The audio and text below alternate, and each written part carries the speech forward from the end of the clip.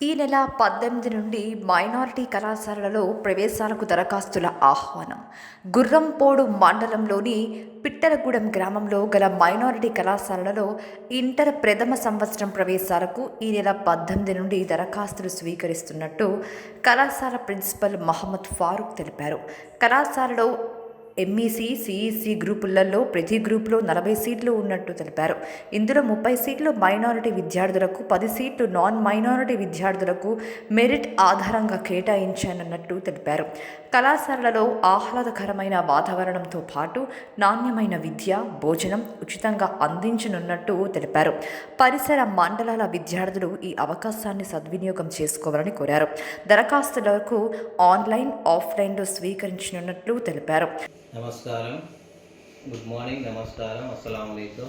నేను principal Mohammed Farooq, Pittalagudem minority residential junior కళాశాల boys. మా కళాశాల యందు 40 సీట్లు గలవు.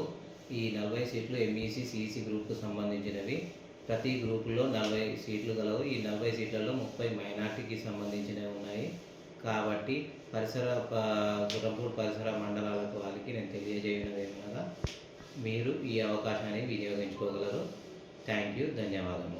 వివరాల కోసం సంప్రదించవలసిన నెంబర్లు 8464850954 మరియు 8886508523.